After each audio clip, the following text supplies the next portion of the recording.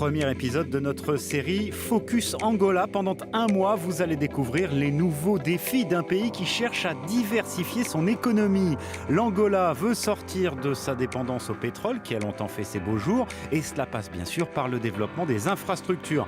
Un exemple, dans le centre du pays, à Laoka sur le fleuve Kwanza, ce barrage est tout simplement le plus gros actuellement en construction en Afrique. Il entrera en activité dans quelques jours, un démarrage très attendu. La puissance du barrage de Laoka est de 2070 MW. C'est suffisant pour alimenter une ville de 8 millions d'habitants. Laoka va doubler la capacité énergétique du pays.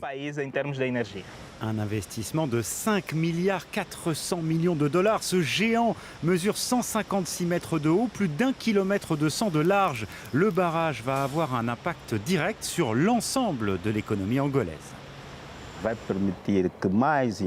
Cela va permettre à plusieurs industries d'être créées et en fin de compte, leurs produits sortiront à un prix moins élevé parce qu'ils vont bénéficier d'une énergie moins chère, une énergie plus fiable et garantie.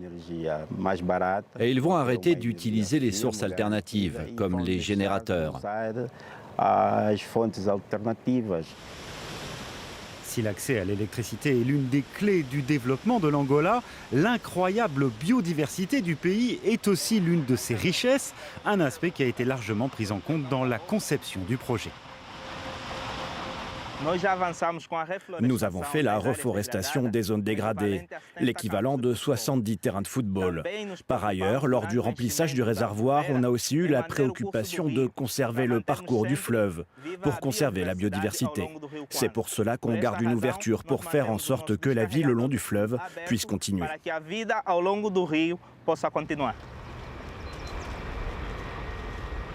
Depuis 4 ans, 8000 personnes travaillent sur ce chantier. Elles viennent des 18 provinces d'Angola. Et pour beaucoup d'entre elles, elles ont été formées ici à des postes de manager, de charpentier ou de maçon. L'idée, c'est qu'elles profitent de cette expérience pour aller travailler sur le prochain projet, un autre barrage encore plus important que celui-ci, situé à une trentaine de kilomètres d'ici.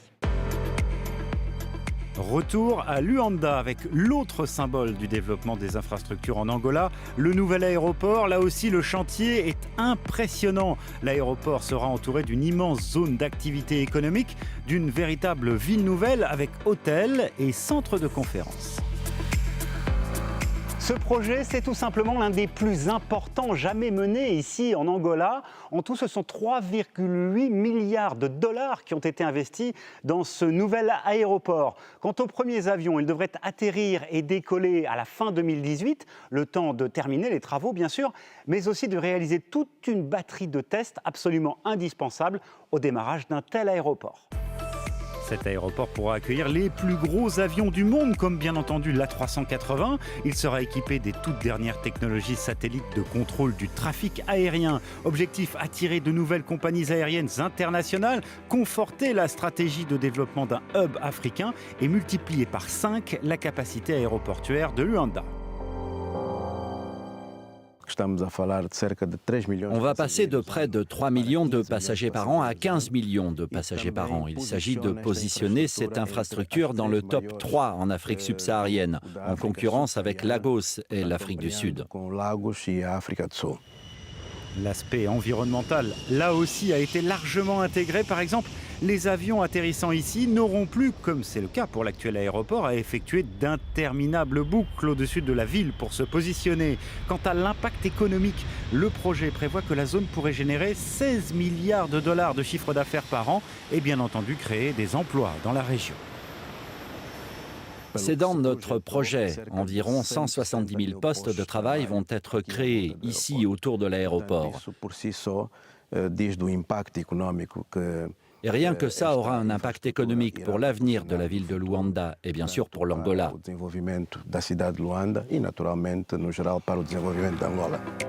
De nouvelles liaisons routières et ferroviaires, mais aussi des villes entières qui sont sorties de terre ces dernières années.